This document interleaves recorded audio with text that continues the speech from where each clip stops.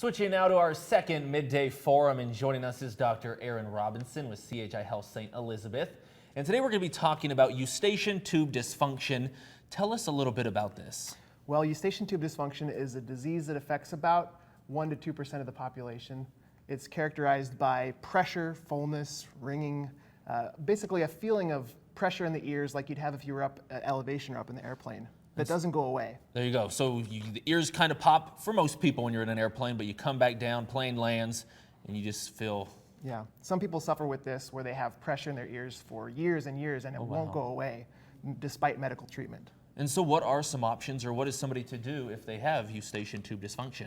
Traditionally, the medical options included nasal sprays, and sometimes ear tubes were placed, but ear tubes are kind of like a Band-Aid. They just provide a pressure valve to release that pressure.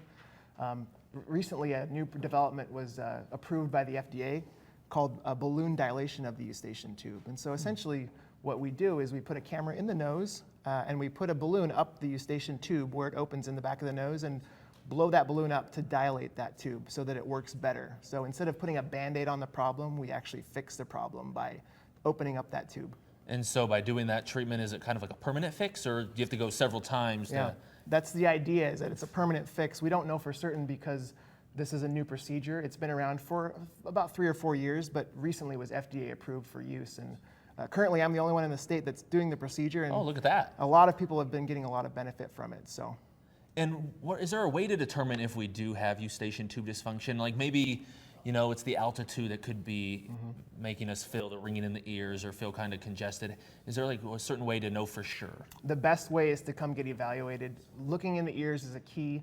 I can look at the eardrum and figure out what kind of things are going on. And then we do different tests to evaluate if there's pressure, negative pressure in the ear. And if there is, then we can go ahead with treatment strategies. And then the success rate for this type of procedure, you said very effective so far. Yeah, and I would say most people, about 80 to 90% of people, show an improved amount of pressure in their ears after this procedure.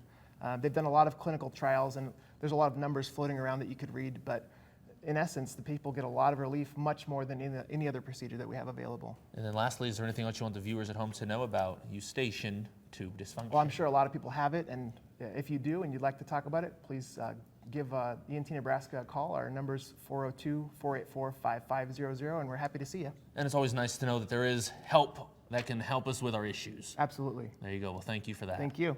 And we will be right back with a recipe from the test kitchen. You're watching Channel 8 Eyewitness News Midday.